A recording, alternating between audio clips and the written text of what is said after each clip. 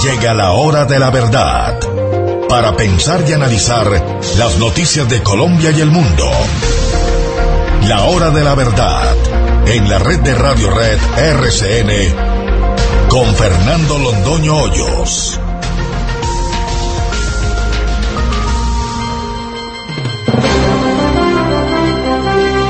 Muy buenos días, son las 6 de la mañana de este viernes 2 de junio de 2017. Esta es la hora de la verdad. Y estos temas y asuntos que trataremos en la grata compañía de ustedes durante las próximas horas. Respecto a una noticia falsa rectificada y a una falsedad miserable no rectificada. El señor Arizmendi rectifica la expresión que usó en mi contra, diciendo que cometí un delito de estafa o lo llevo ante los jueces. Tengo en mis manos sentencia ejecutoriada de los jueces penales, donde dicen que actué con plena buena fe y que no hubo delito alguno en mi conducta. Si Arizmendi no rectifica, lo llevo ante los jueces. Me desagradará profundamente, porque no quiero entenderme con ese sujeto. Pero por respeto a la audiencia del señor Arizmendi, le exijo que rectifique y que respete las decisiones de los jueces de la República. Los conservadores eligieron la amiga de las FARC en la Corte Constitucional. Precisaremos la noticia, pero fueron los conservadores los que se abstuvieron de llegar al recinto del Congreso y por un plato de mermelada eligieron como miembro de la Corte Constitucional a la señora amiga de las FARC y amiga de Santos. Tendrán que llevar sobre sus espaldas el peso de esa carga histórica. El conflicto sobre el Acuerdo de París. El asunto no es renegociable, le dicen Francia, Alemania e Italia a Trump. Y surge un hecho nuevo. Y es que Trump se basa para desestimar el Acuerdo de París en un estudio científico de MIT, una de las más prestigiosas universidades del mundo.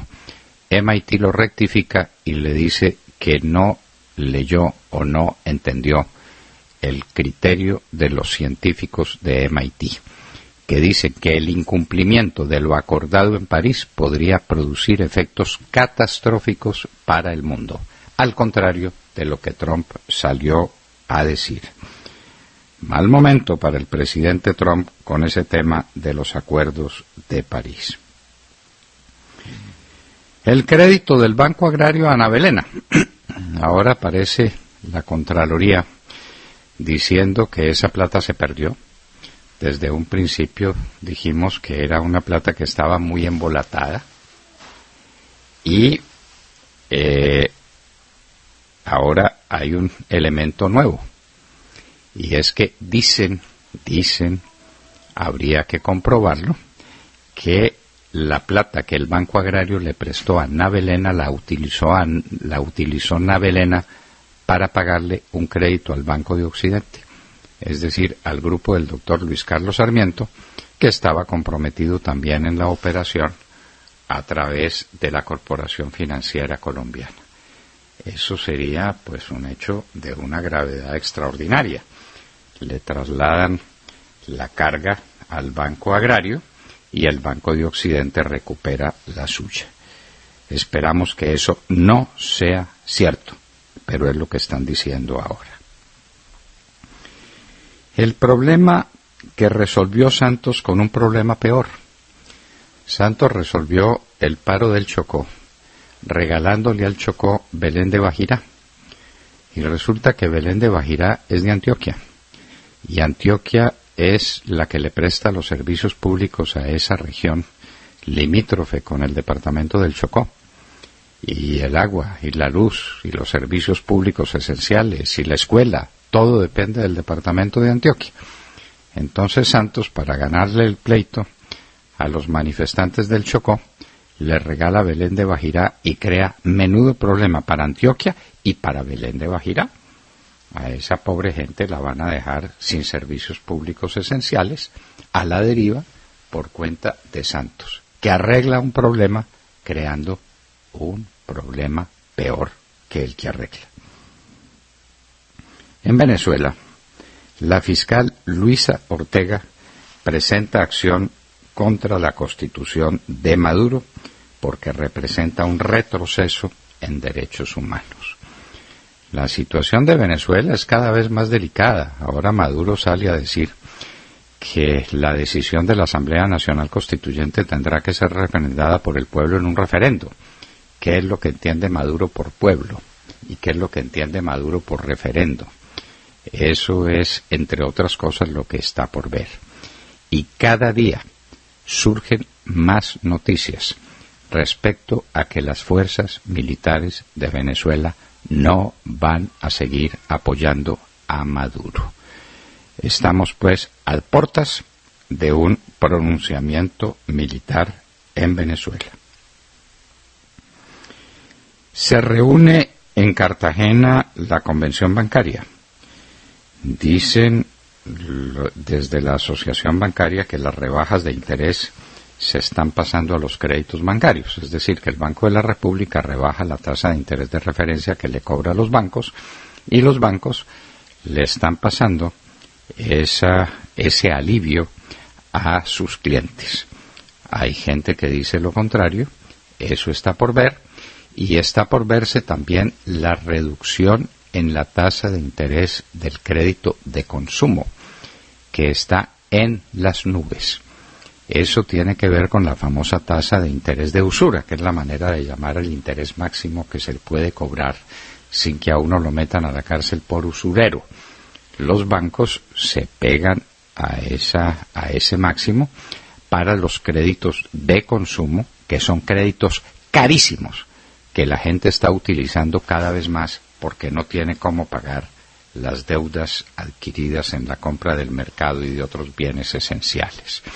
Para eso le están dando también plazos más amplios, lo que quiere decir que pagan menos mensualmente, pero pagan durante más años. Comprando mercado a años de plazo es lo que hemos dicho. Ese tema financiero hay que tratarlo con un enorme cuidado, porque los temas financieros suelen ser el comienzo de verdaderos desastres de tipo social. Los maestros persisten en el paro. Ayer hablábamos con el señor director de FECODE, quien nos decía es que estamos exigiendo que haya una política educativa que no la hay. Aquí los niños no tienen manera de atender al colegio durante toda la jornada, no hay jornada única, todo se va en palabras, los niños no tienen medios ni tienen sitios donde practicar deporte ni donde tener actividades lúdicas, es decir, recreos productivos, no hay una política educativa que es lo que estamos exigiendo. Y Santos no ofrece nada y la señora ministra no dice cosas que sean ciertas, dice FECODE. Lo cierto es que hay 8 millones de niños que no están asistiendo a las clases y que todos los maestros del país se encuentran en paro. ¿Cómo sigue el paro en Buenaventura? Aquí, como hemos dicho, lo que marcha bien en Colombia son los paros. El paro en Buenaventura es gravísimo, porque ya no es solamente el paro en la ciudad, sino que el paro se traslada a la zona portuaria. Los buques ya no están descargando, no tienen más donde descargar, hay 400.000 toneladas almacenadas. Para traerlas se necesitan caravanas gigantescas de camiones que no pueden pasar porque los manifestantes no lo permiten. La situación de Buenaventura es gravísima, la situación en todo el Pacífico colombiano es gravísima, la situación con los maestros lo es, la situación de muchos sectores de los establecimientos públicos es muy grave. Por ejemplo, a soldados y policías no les han pagado el aumento de salario que les decretaron a comienzos del año. No se los pagan. No hay con qué. No hay con qué. No hay plata sino para atender a las FARC. ¡Qué horror! Putin, el presidente de Rusia o el primer premier ruso, afirma que el sistema antimisiles de los Estados Unidos en Alaska y Corea del Sur es un desafío para su país, para Rusia. Cada vez se calientan más las palabras entre los Estados Unidos y Rusia. Con Corea del Norte hay una situación indefinida. Corea del Norte sigue lanzando misiles de prueba y los Estados Unidos se sigue llenando de portaaviones en la zona. Portaaviones que hasta ahora sirven de adorno y de nada más. ¿Qué va a pasar en Corea del Norte? Escuchen esta noticia. Ahora Promigas, que es una empresa privada muy importante en el área del gas, está condenada a responder por daños causados a terceros por una acción terrorista de la que fue víctima Promigas. Entonces el Tribunal de lo Contencioso del Atlántico, tal vez, quisiera confirmar esa noticia, confirmó una sentencia de primera instancia en la cual Promigas debe responder por el riesgo creado, de manera que tener oleoductos y tener plantas de desarrollo tecnológico para darle energía al país es crear un riesgo por el que se debe responder ante ataques terroristas. Entendemos que si es una falla del sistema, que si Promigas no cuidó suficientemente sus tuberías, que si se le puede imputar a título de culpa lata o de culpa grave o de culpa leve, la culpa en cualquiera de sus graduaciones, se le puede imputar una conducta negativa, se le cobre, pero por un acto terrorista. Ahora, las víctimas de los actos terroristas, porque obviamente la primera víctima fue Promigas, esa víctima le tiene que pagar a terceros. No se le está imputando al Estado por falta de vigilancia, por falta de cumplimiento de los deberes de la policía o del ejército. No, a Promigas, al privado.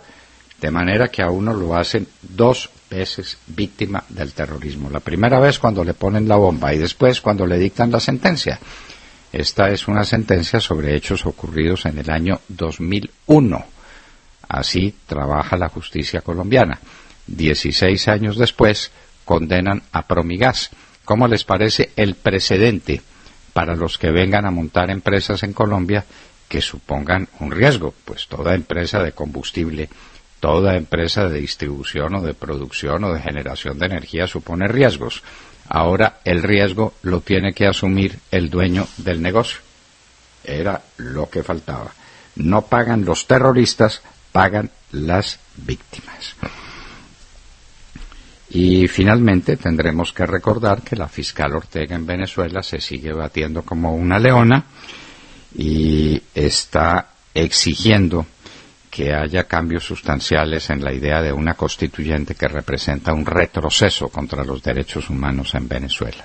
La situación de Venezuela cada vez más grave. Y hoy hablaremos de un acontecimiento que está perdido entre las brumas de la historia, pero que nos deja un regalo. La rendición de Breda, o las lanzas también se llama.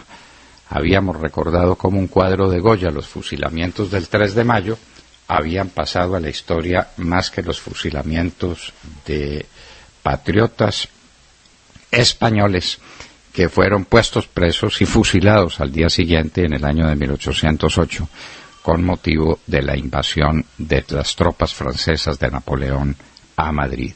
Ahora será la rendición de Breda, lo recordaremos. De todo esto y de mucho más hablaremos con ustedes en las próximas horas en la Hora de la Verdad. Los invitamos a que, como siempre, nos sintonicen a través de los distintos diales en Colombia, a través de 710 AM en Medellín, 1200 AM en Cali y 970 AM de Radio Red de RCN en Bogotá.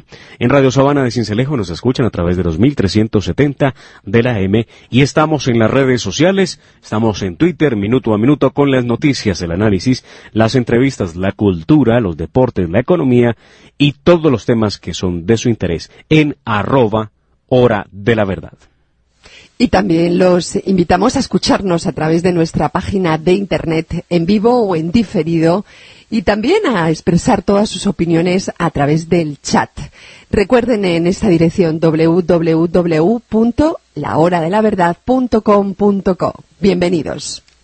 6 de la mañana, 19 minutos. En la red de Radio Red RCN, La Hora de la Verdad, con Fernando Londoño Hoyos y su equipo periodístico.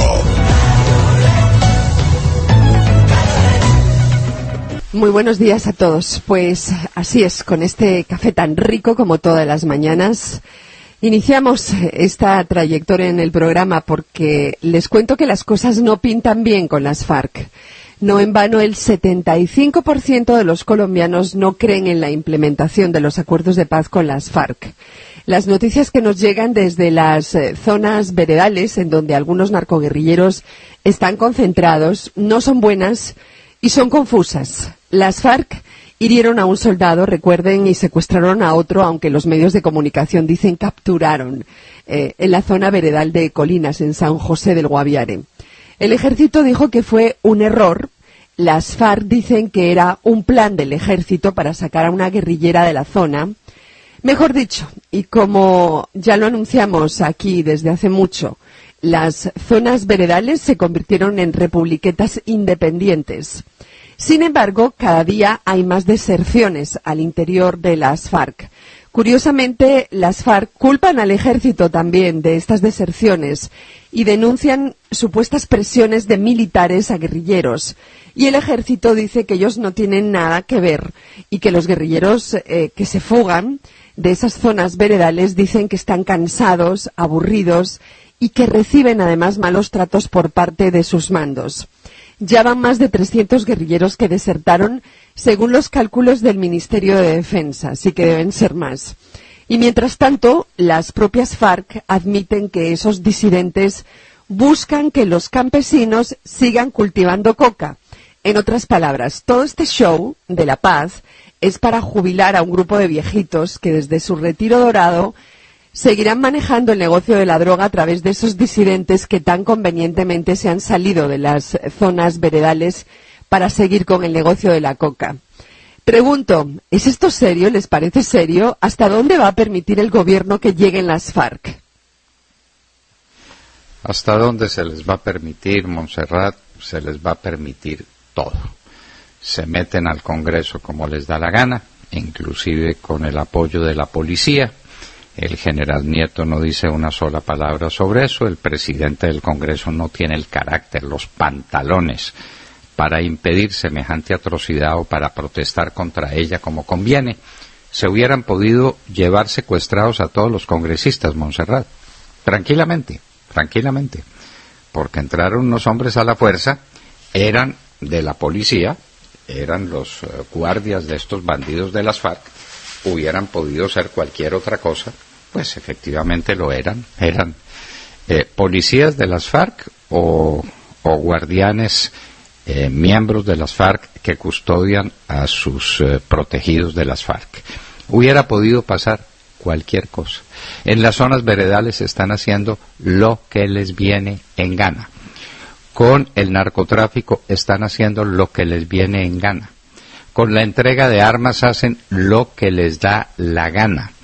Ellos son los amos y señores, y mientras tanto, Santos dicta decretos y dicta decretos y dicta decretos para trasladar a la legislación interna colombiana las 312 páginas del acuerdo final entre las FARC y el gobierno, es decir, el acuerdo que llamamos Timochenko de la calle, ese acuerdo famoso, así pues como hay tantos acuerdos que se nominan por sus quienes los suscriben. Este se llama Timochenko de la calle. 312 páginas de basura que comprometen el porvenir del país.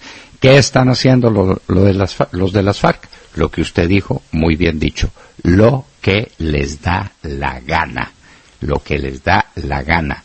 Y van al Congreso, y en Medellín aparece el bandido de Pastor Alape, haciendo pues cara de hombre de Estado, junto con el general Naranjo. Hágame el favor, la compañía. Bueno, ya nos contará William Calderón. Pero me parece, a mí lo que me parece más grave es que las FARC admitan que los disidentes se van a seguir con el negocio de la droga, ¿no? Y que aquí no pase nada. Hombre, entonces el partido de las FARC va a ser el partido de la coca, ¿o qué? Pues es, Montserrat, y le pregunto, ¿cuántos son los disidentes?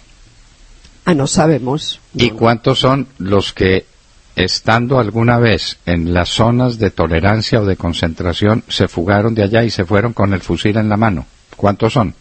Pues montones, me imagino, ¿no? Nadie lo sabe. No, montones, pero nadie lo sabe. Han capturado 24. ¿Y a cuántos no capturaron? Y a los que capturan los tienen que devolver allá porque está prohibido poner preso a algún miembro de las FARC, porque los están soltando, los están mandando para la calle. Mientras tanto, los militares siguen presos, los ministros del presidente Uribe siguen presos y los de las FARC en la calle. Ellos son los que no están inhabilitados para el ejercicio de la política y para desempeñar cargos públicos. ¿Qué cosas? Muy bien, qué cosas tiene la vida, ¿no? Muy bien. William Calderón. Doctor Londoño, buenos días Colombia, gracias por invitarnos a sus hogares y a sus vehículos. Hoy es viernes 2 de junio del año 17, son las 6:30 de la mañana. El expresidente Ernesto Samper Pizano, gobernante en la sombra de este caos llamado paz, criticó la ausencia del alcalde de Medellín a un foro sobre la paz, acusándolo de ser enemigo de la bandera del gobierno bolivariano de Colombia que preside el sátrapa, conocido por sus camaradas como el comandante Santiago. Samper cuestionó la ausencia del alcalde de Medellín así. El alcalde tuve oportunidad de invitarlo personalmente, me expresó que tenía algunas diferencias sobre el tema de la paz. Yo le dije que el escenario precisamente para presentarlas era acá, como lo ha hecho el gobernador, de manera sincera, como caracterizan todas sus declaraciones. Yo lamento que no haya tenido tiempo para dedicarle un rato a la paz. No creo que haya ningún alcalde de del país en general, ni ningún gobernador que pueda decir que la paz le es ajena o que por tener diferencias no asume. Federico Gutiérrez, en el conversatorio Región y Paz, respondió lo siguiente. Yo creo que el expresidente Samper no tiene autoridad para hablar. Nosotros estamos comprometidos con la paz, pero yo no me voy a sentar hoy en una mesa con Pastor Álape y con otros cuando no le han cumplido al país. Las FARC tienen que entregar todas las armas. Las FARC tienen que entregar no solo las armas, sino todo el dinero, hasta el último peso que recibieron producto del narcotráfico, de las rentas ilegales y de todo lo que han hecho. Los pájaros disparándole a las escopetas. Así está hoy el país.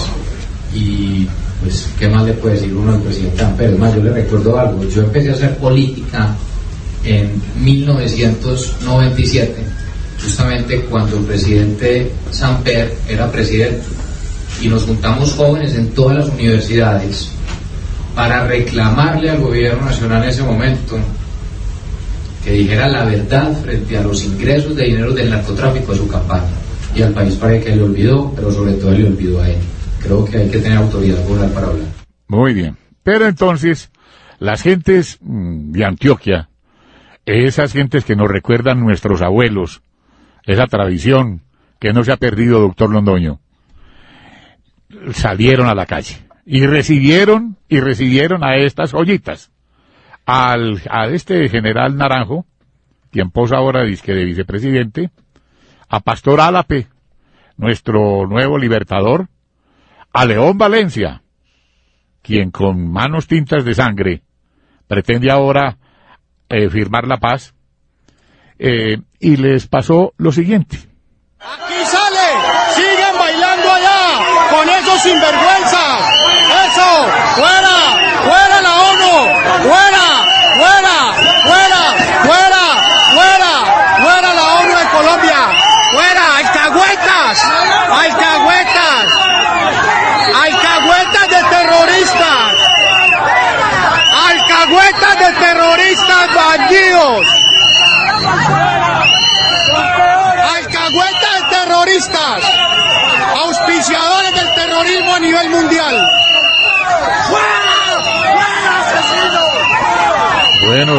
Bueno, doctor Londoño, las palabras son suficientes para lo que está sintiendo el pueblo colombiano. Y ese es el eco de su voz en este medio que se escucha en Antioquia, en el Valle y en todo Colombia. Porque gracias a la hora de la verdad, la gente está reaccionando. La gente está reaccionando, tal vez un poco tarde, ¿no? Como lo dijimos en nuestra nota, en las dos orillas, que tiene casi 40.000 lecturas directas. Qué bueno. Muy bien, sí. Un poco tarde la llamamos, sí, un señor. poco tarde. Así es. Un poco tarde nos estamos acordando de que al país se lo entregaron a estos bandidos. Pero la gente reacciona como reaccionó la gente de Medellín, llamando las cosas por su nombre, y a los de la ONU llamándolos alcahuetas del terrorismo, porque no otra cosa está haciendo la ONU en Colombia. Un poco de mamertos disfrazados con los poderes de la ONU, que vienen a apoyar a las FARC, es decir, apoyar la muerte, apoyar el narcotráfico, apoyar todas las fórmulas del terror. Eso hace la ONU en Colombia. Y Samper, ¿cómo le parece? Samper de Apóstol de la Paz. Era lo que nos faltaba. Pero tenemos alcalde de Medellín. Tenemos alcalde de Medellín, tenemos un hombre con pantalones, un hombre con carácter, que recuerda lo que fue Ernesto Samper y con cuáles dineros fue elegido presidente de la República. Sí. Con el dinero del cartel del norte del Valle, y entonces eso quedó perfectamente establecido en el proceso 8000, y ahora Samper pues es el patriarca de la paz. Era lo que nos faltaba. Claro. Pero ese cuadro es histórico. León Valencia, ¿cómo le parece? Con el general Naranjo. Si hubiera vivido Danilo González, seguramente lo hubiera llevado. Uno lleva uno lleva a los amigos a las reuniones, ¿no? Muy bien, allá está pues la Natalia figura, y Dani. Figura, bueno. La figura emblemática de Danilo González. Y estaba también Pastor Alape y el presidente Samper. Presidente Samper, a un personaje elegido como tal con el dinero del cartel del norte. Pero qué valiente ese alcalde de Medellín. Bueno. Ese sí, pues. Bueno, muy bien. Eso es así. No estamos solos. No estamos Vanessa Araujo. Doctor Londoño, compañeros de la mesa y queridos oyentes, muy buenos días. Después de meses de mantener el suspenso, el presidente de Estados Unidos, Donald Trump, cumplió su promesa electoral. Este jueves, el mandatario anunció que Estados Unidos se retirará del Acuerdo de París sobre el cambio climático aprobado por 195 países en diciembre de 2015. Trump dijo que abandonar este acuerdo ayudará a las industrias de petróleo y carbón de su país y a la generación de empleos. No queremos que otros países se rían de nosotros, no lo harán. Fui elegido para representar a los ciudadanos de Pittsburgh y no de París, afirmó el mandatario. En su discurso, Trump además dijo que su intención era hacer una renegociación del acuerdo. Sin embargo, poco después de este pronunciamiento, en un comunicado conjunto, Alemania, Francia e Italia señalaron que el Acuerdo de París no se puede renegociar. La decisión de Trump parece no tener reversa y desde ya el rechazo de diferentes dirigentes y de los ciudadanos estadounidenses parece generalizado. De otro lado, en Venezuela las cosas están cada vez peor. Ayer el exministro de Defensa, Rafael Montero Rebete, aseguró que tiene información que confirma que el régimen perdió el apoyo del ejército. 90% de los oficiales militares ya quieren cambio, quieren una Venezuela nueva. Tenemos informaciones de que ya el presidente perdió el apoyo del ejército, aseguró el exministro de Defensa. Y mientras aumentan las sospechas de un quiebre al interior de las Fuerzas Armadas, la represión en Venezuela se recrudece. El Tribunal Supremo de Justicia exigió al gobernador del estado Miranda y líder opositor Enrique Capriles frenar las protestas en su estado. En caso de no cumplir, Capriles sería removido del cargo y encarcelado. Según el TSJ, Capriles deberá impedir reuniones o manifestaciones de personas en las vías públicas que frenen el libre tránsito. Asimismo, el diputado opositor Teodoro Campos, oficial retirado, dijo que la Fuerza Armada Nacional recibió cartuchos para los perdigones que no son de plástico sino de material letal. Y de otro lado, una vez más, la fiscal general de Venezuela, Luisa Ortega Díaz, le da la espalda al oficialismo. En esta oportunidad consignó un documento ante la Sala Constitucional del Tribunal Supremo de Justicia contra la constituyente de Maduro. En una rueda de prensa ofrecida desde la misma sede del Poder Judicial, Ortega señaló que la constituyente que quiere efectuar Maduro la participación ha sido reducida a su mínima expresión con esta constituyente. Queremos que se aclare si un poder en representación del pueblo está por encima del pueblo mismo, sentenció la fiscal. Mientras tanto, los venezolanos siguen en las calles resistiendo al hambre y a la pobreza, que son la consecuencia lógica del socialismo. Siguen en las calles, la situación en Venezuela cada vez más delicada y en la hora de la verdad lo decimos. Parece que se está quebrantando la unidad interna de las fuerzas militares que a través de muchos de sus miembros se han negado a disparar contra los manifestantes civiles y a reprimirlos violentamente. Esto se está poniendo muy complicado para el señor Maduro y para Cuba. No se le olvide que Cuba depende para su supervivencia del petróleo que le sigue regalando Nicolás Maduro en estas circunstancias extremas. Así pues que las cosas están como vienen en Venezuela. Puede haber noticias muy contundentes sobre nuestro hermano país en los muy próximos días. De Mar Córdoba. Doctor Fernando, compañeros de la mesa, oyentes de la Hora de la Verdad, muy buenos días. Por una estrecha mayoría y con la ayuda del Partido Conservador, que no asistió completo a la plenaria del Senado ayer, eligieron por orden del presidente Juan Manuel Santos y Ernesto Samper a la abogada Diana Fajardo como nueva magistrada de la Corte Constitucional. Y es que no hay duda de que la doctora Fajardo era la candidata del gobierno y de las FARC, pues ella, desde la audiencia pública, había expresado en el plenario del Senado su apoyo irrestricto a la implementación del acuerdo con la narcoguerrilla. Tal era la presión que esto había dicho el senador Armando Benedetti sobre la elección de la doctora Fajardo el día martes. Esto, una verdadera amenaza. Mire, para nadie es un secreto que el presidente se equivocó al haber ternado al que hoy es magistrado Bernal. Y lo ternó porque Juan Carlos Henao, rector de la Universidad del Externado, lo sugirió. Pero eso fue un error. Y ya a lo hecho, pecho. Lo que no puede suceder eso es el próximo jueves, porque el próximo jueves está en vilo la democracia, en vilo la paz, en vilo el proceso de paz. ¿Por qué? Porque si no se elige a la doctora Diana Fajardo, la FARC se va a tener que parar de la mesa porque el Estado le incumplió. Y lo que va a suceder es que todos se van a tener que parar de la mesa porque el gobierno también incumplió.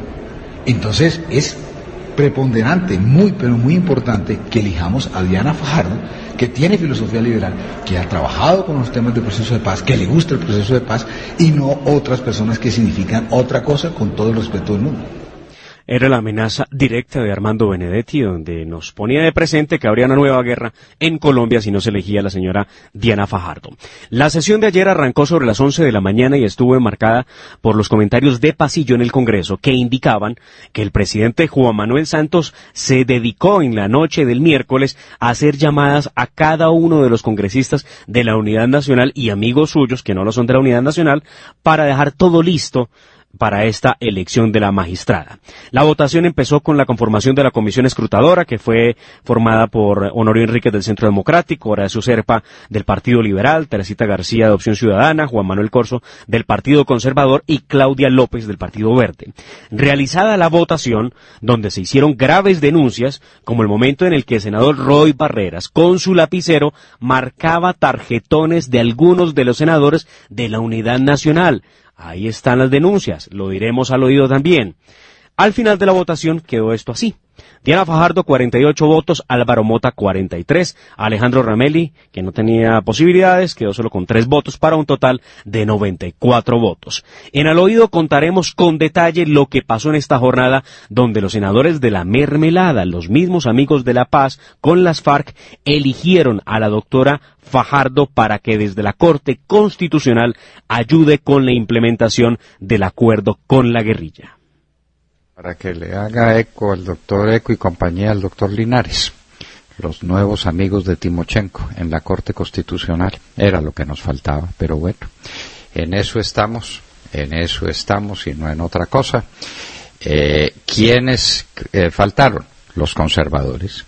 Hubo 7 u 8 ausencias de conservadores que hubieran alterado completamente el resultado de la elección y tendríamos un magistrado de la Corte Constitucional excepcionalmente capaz, brillante, inteligente, bien fundamentado en temas jurídicos y filosóficos y constitucionales, como el doctor Mota, y no esta señora cuyas limitaciones se pusieron en evidencia en el mismo discurso que pronunció ante el Congreso. Y es que hay que ver quién es su padrino, doctor Fernando. Su padrino es Ernesto Samper, que ayer salió a dar declaraciones y a celebrar que hubiera llegado la doctora Fajardo, porque ella sí no traicionaría la paz en Colombia. Además, él la conoce muy bien porque trabajó con ella.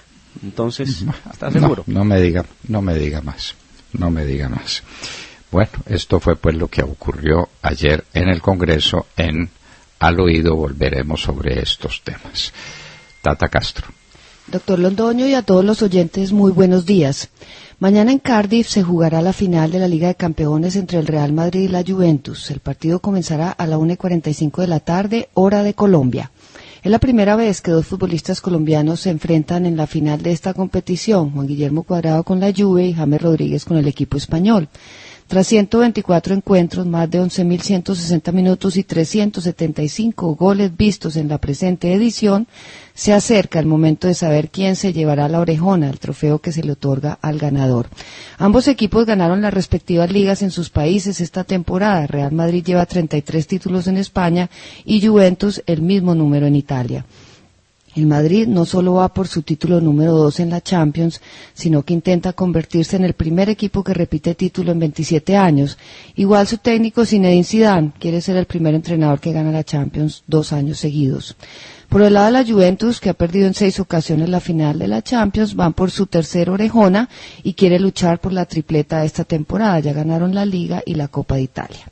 En esta final no solo se juega el prestigio que da ganarla, hay en juego los 80 millones de euros que se lleva el ganador, una suma considerable que al Real Madrid le puede servir para cubrir parte del dinero destinado al fichaje del delantero francés Kylian Mbappé del Mónaco. A propósito del Mónaco, ayer firmó Falcao hasta el 2020 con el equipo del Principado. Para terminar, y hablando de otro deporte, el mundo del golf amaneció de luto hoy, doctor Londoño. A los 94 años murió ayer el golfista argentino Roberto de Vicenzo, ganador del Abierto Británico y famoso por perder en 1968 el Máster de Augusta por un insólito error en su tarjeta de puntuación.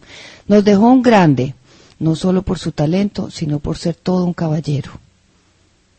Error en la tarjeta que no era para quitarse puntos, sino para ponérselos. Sí, señor. Quien le llevó la tarjeta se equivocó, le puso un punto más y la tarjeta estaba incorrecta. Y De Vicenzo aceptó el error. Hubiera ganado por un punto más y perdió nada menos que el Máster de Augusta. Gran amigo de Colombia, gran señor, gran caballero, como corresponde a un gran golfista.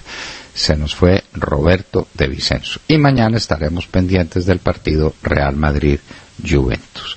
Y en un minuto estaremos con el señor presidente de FENALCO, Guillermo Botero, para hablar del tema que realmente le interesa a los colombianos. Una situación económica que se está poniendo insostenible. En un minuto, el doctor Guillermo Botero estará con nosotros en La Hora de la Verdad.